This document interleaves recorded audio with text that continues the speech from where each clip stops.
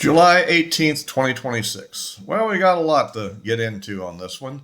Uh, Trump has been pretty busy this week doing a variety of things, for one thing, and other issues coming up as well.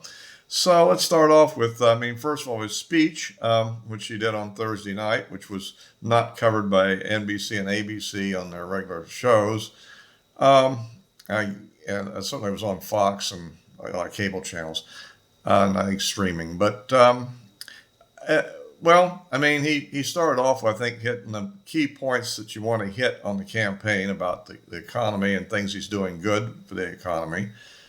He every time, what really bugs me, he doesn't emphasize the fact that that this bill also, in addition to some nice little niche things for some people, he always keeps touting about the no tax on tips stuff and all that. The big thing was that the tax cuts of 2017 that went into 2008 didn't go away. They were extended and made as a permanent part of the tax code unless somebody overtly passed a law to repeal them. I mean, come on. What? This is the big one. This is the thing that affects almost all people that pay income taxes. It actually will affect the people that aren't paying income taxes, because it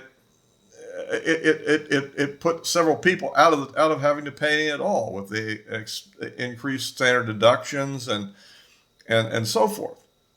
Why do they always miss that one? That's the thing they really got to hit. The other things are sweeteners, but for a few people. But I don't get it. But that should be emphasized. I mean, does anybody think the Democrats would really have passed those same tax cuts on for everybody? Maybe at the lowest end, maybe a little bit, but I don't think beyond that very much. So anyhow, and even if they would, we should pretend they wouldn't, because they never advocated doing it. So you kind of got them on that one. So that's one thing to consider.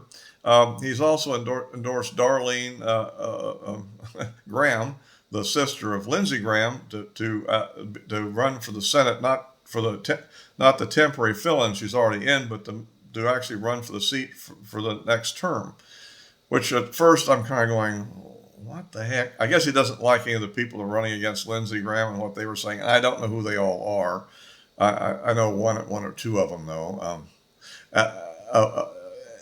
On the other hand, in the South, there's always a tradition that when some famous governor or whatever, they run the wife in place of when they were term limited and stuff. So maybe this is a sister. Maybe this will somehow work out. I have no idea what her politics are, other than I assume she's Republican, but I don't know, does she really represent the same thing he did or not? I mean, kind of untested politically. And what's her debating skill? I mean, what's her campaigning skill? We don't know. So maybe she's great. Maybe she's not. She is unknown. So we'll have to see how that goes. He also has endorsed Mike Lindell, and I looked it up, and actually he was leading in the Republican primary in Minnesota even before he was endorsed. So somewhat like the Cornyn thing in Texas, I think Cornyn might well have. I think that Paxton might well have won anyhow, even if he hadn't endorsed Paxton. So, although it is going to make it a little bit more challenging, I think. But I don't know. I think it's doable.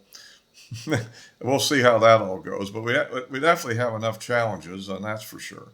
So anyhow, that kind of is kind of how the political environment, of course, and of course we have that farcical development in Maine with Plattner pulling out and the people that are coming in that are auditioning to be his replacement. I mean, goodness sakes. I mean, this is really, you might say, they're not ready for primetime candidates, huh? But, and anyhow, well, hopefully that'll help Collins win the thing, and we'll see how things go. Of course, the main thing, of course, in the Trump speech, that he goes into, I think, some legitimate things that he's saying that, that the intelligence community knew that there were things that would look favorable to his campaign position, and they hid them from apparently the president and other people. Sort of like things in the UAP area maybe are being hidden also, huh? I mean, like where the saucers and bodies really are. I mean, if they can hit data like that, which isn't really in any way truly top secret, right? What about stuff that's been top secret for decades? That's a different issue, huh? So anyhow, but of course this was received in a sort of the normal. It's kind of like the guy that cried wolf too many times, I'm afraid. And he definitely has overplayed that issue, even though it is a real issue. And of course, it's all part of a pitch to get the Save America Act passed, and which is a thing I really agree with. I understand Tillis was talking like he's against it. I don't know. Is he really against the law, or is he simply against the idea of ending the filibuster to pass it? That's two totally different things, in my opinion. And so, I mean, I would definitely vote for it, but I wouldn't vote to. But when the point of order is made to abolish the filibuster, I would vote against doing that myself. But it's a tough thing. I think it's just a matter of principle, and I don't much agree with Tillis on much, but he's probably right. It would get tied up in court and couldn't be implemented, at least for this election. It might have an impact if it were able to survive until the 28 election, because by that time, theoretically, it might get through all the court challenges, and the details could get worked out, and it might become policy by that time. So if you like these videos, please give me a like, subscribe, click the bell for notifications, and you can follow me on Rumble as well. And of course, I don't want to undersell Rumble. Please, those on that platform particularly, I appreciate it. Yeah, so that kind of hits the big issues, I guess, of Trump and action. The other thing, of course, is the conflict with Iran is escalating, and he's starting to hit the things he's talking about, bridges and power areas, although only in specific areas that are directly related to the choking the Strait of Hormuz. So, I mean, that's not the same thing as trying to do it nationwide, which is a different total issue. In fact, that's a pretty rational thing to do, actually, to put as much pressure on that as possible. And again, I keep saying the one thing you need to do is come up with some kind of a fund, whether it's paid for by us, paid for the Arab countries, paid for by Europeans. I don't know who's going to pay for it, but they need to have a fund which basically ensures the tankers against damage due to Iranian military action.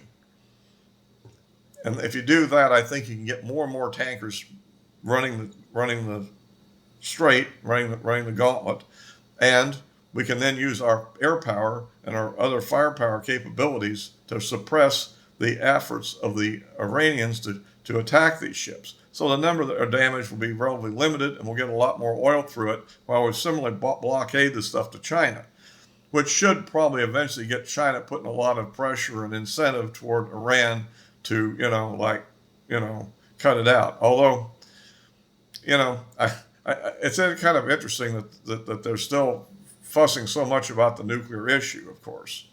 It seems to me like the best bet they would have would be to go ahead and agree with us on that, get rid of all the stuff they've got now, and if it can be done, that's another issue, and let open the strait with no tolls or no restrictions.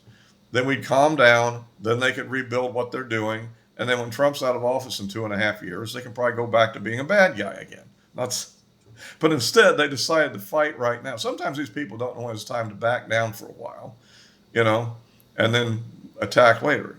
So the commies used to say, was it one step backward and 2 steps forward, That's what the communists said, back in the day, right? So I think Iran might take some advice from that under the current situation. But on the other hand, I think they're looking at the golden prize is to put the Democrats in charge of Congress and see what they would do. But then the question is, what really would they do? I mean, I don't know. So anyhow, that's we'll see how that goes. The next thing I want to kind of get into, I guess this is going to really stir up certain groups, but okay, I got to do it. Of course, we had a little test vote there. We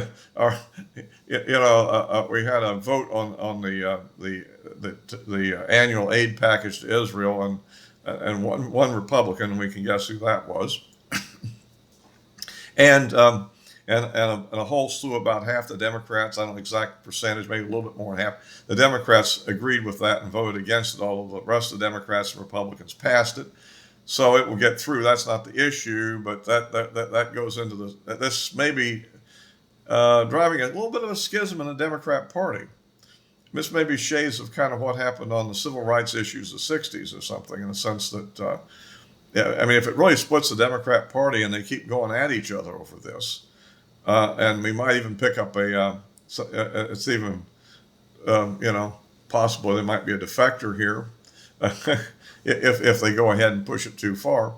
This could be a detriment to the Democrats actually winning Congress this year.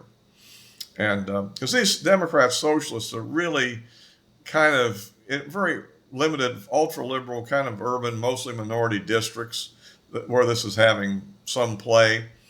And, you know, they're probably mad at their landlords there. And, you know, let's don't get into that. But anyhow, but that's happening. And of course, I think that one thing people understand about it, it's kind of interesting. Netanyahu is even saying, well, talking about maybe they ought to end it anyhow. I don't know.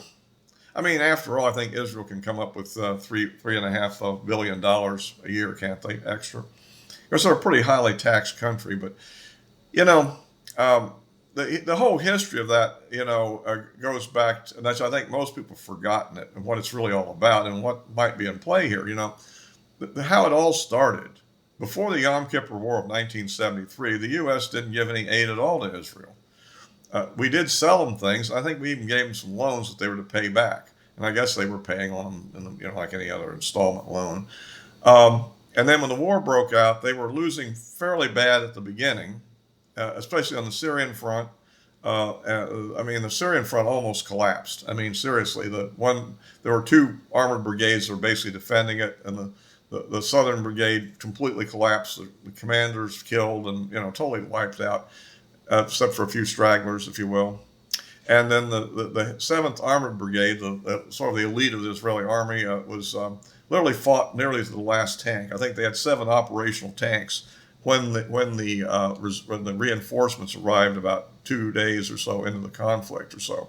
So they barely held out on the northern part of it, and only because of, let's say, maybe lack of initiative and command blunders, they didn't actually break into northern Israel proper. It's particularly on the southern side of that thing. Meanwhile, they were doing very bad on the Sinai front along the Suez Canal because they launched a bunch of ill-advised counterattacks very early, and they totally underestimated the improvement of the Egyptian army, and we could get into why that was, but there's reasons for it.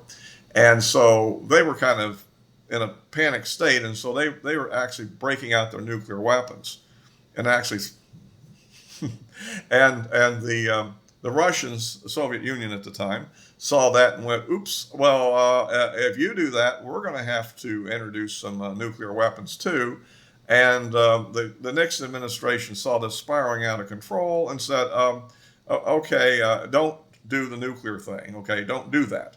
What do you need? We're sending it now." And they did. And they just loaded up and they sent fighter planes. They sent loads of ammunition, tanks. They put tanks and C-5s and flew them over there. And those were lighter they're lighter tanks than the current Abrams. This is like a M60, which I think weighed somewhere in the 50-ton class. So you could actually put 2 of them in a C-5. And so they threw that in order to stabilize the situation. And also another aspect to it was, of course, that they were keeping a final reserve of capability, so they went ahead and committed it, then knowing that they were going to get replacements. And I think several $1 billion was actually given in there. And as a result, they were able to hold out and stabilize the situation and actually surround the Egyptian Third Army, as it's called now. It seems like they're calling corps armies now, but anyway. And so after the war, okay, a ceasefire. We wanted the Suez Canal open strategically, which is one reason why we undercut them in that one, actually. Little secret there. And so, which is why Israel, after that time, emphasized doing their own ECM. Because we didn't give them our best stuff before the war, you see. And the Russian advanced SAMs at the time took out 100 airplanes. So they, anyway. But the point I'm getting at is that then we sort of made deals with them along the lines of, okay, if you'll agree to pull back the Suez Canal, we'll give you this much. If you'll agree to pull back across the Suez, even further, near your border, we'll give you this much. And then if you agree to make the treaty with Egypt and end the war completely and pull completely out of their territory, we'll give you this much. And so that's where this came from historically. It was the price we paid for them not becoming a nuclear state officially, and also to basically agree to the things we want them to do. Well, basically, we're paying them to do these things effectively. You know, they gave up some air bases in the Sinai, which were captured Egyptian bases, and essentially we said, okay, we'll pay to build you some new ones inside of their own borders. So anyway, that's kind of the history of where that came from. Whether it's necessary for that, what's really necessary for Israel is that we sell them the arms for cash. That otherwise they're in a jam. But as far as giving it to them, I don't know. I mean, if you didn't give them too much, maybe they wouldn't get too aggressive, huh? On the other hand, this whole whiny about the Palestinians kind of annoys me. I mean, of course, for the individual Palestinian civilian, just like the individual Israeli or any individual person that's caught up in a war, the Ukrainian or the Russian or whatever, the fact of the matter is, of course, their leadership has got them in the shape they're in. I mean, for instance, and people forget that at the beginning of this whole thing, there was a UN mandate, and the UN had pretty much gave the best land in the area pretty much to the Palestinians and gave the rest of it to the Israelis. And they basically said that the Jerusalem would become an independent, neutral city where they both have a piece of that. Okay. And the Arab side completely rejected it and went to war, gambling on totally wiping the Israelis out, figuring we have organized armies and we have more people and we can just beat them, right? And they ended up losing. They gambled and lost. I mean, they didn't have to. They could have accepted the UN ceasefire, and Israel, you'd have your Palestinian state, and it would have the best stuff there. But yeah, they couldn't control their violent tendencies. Now, the next time where something really could have changed, big time, was when Bill Clinton was in at the end of his term, and Ehud Barak was in, the liberal side of the Israeli political spectrum. The far right is in now, okay? But at that time, these people were willing to make a Palestinian state, basically, in Gaza and in the West Bank, and they were willing to actually give up some of the actual Israeli territory from the 67 borders to make up for the part of the West Bank that they'd already pretty much built up so big it was kind of not going to, So they would have the land, the square kilometers, if you will, and they rejected it. And not only did they reject it, they launched a massive Intifada campaign that went on for 2 or 3 years there, a lot of suicide bombings, a lot of stuff. And effectively what came out of it was that all these security measures and restrictions that everybody complains about, like putting them in prison, happened as a way to stop the bombings. And that's how it got.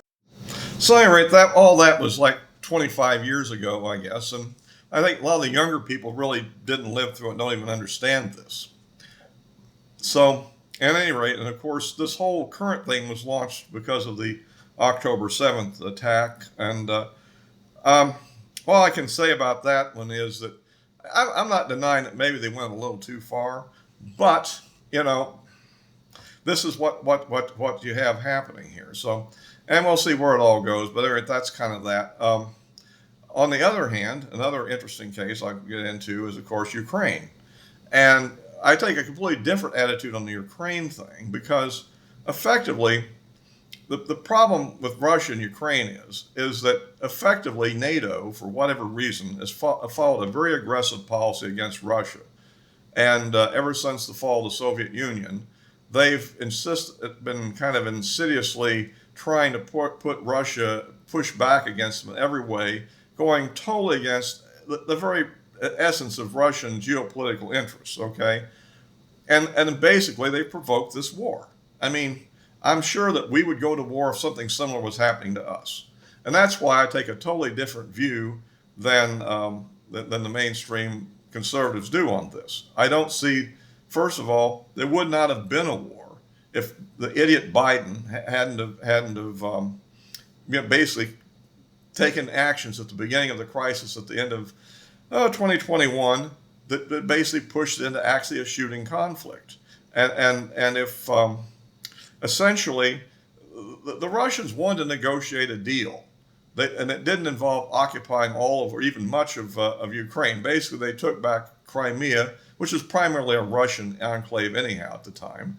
And you have to consider that it was basically part of Russia until Khrushchev handed it to them for whatever reason back in, maybe as a peace offering for all the conflict between the Russians and the Banderites and all that was going on during that time. Whatever. There's a lot of stuff. There's a lot of history here, folks. And it's not like our side is the really good guys and they're really the bad guys. I mean, it's really not that. And therefore, that's why I think this is dangerous. You're playing games with nuclear power. We don't know how far it'll go. I've raised those issues before in detail more. But I just think it's foolish behavior. We needed to make a deal. Instead, we encourage Ukraine to do this. And we're encouraging Ukraine to attack targets in Russia right now. And all that's leading to is more Russian counterattacks inside of Ukraine. And I think it's escalating. More and more damage is being done. Why are we doing this? What is the gain in it? A lot of people are dying in it, that's for sure. I think that Trump really wanted to end it. But I think the problem is that the political factions in the West, in the deep state, in the Congress, in Europe, and of course Ukraine itself, would not go along with anything he wanted to do. And so the result is he's sort of been pulled into it, I guess, just to save face on it as much as anything. And the CIA and MI6 are continuing to work behind the scenes anyhow. They're sometimes hard to control. At any rate, as he found out with this election data he just talked about. So at any rate, that's kind of my view on all that. And at any rate, I'll be as always post this on YouTube and Rumble, and the address of my social media accounts are in the description below. So all for this time.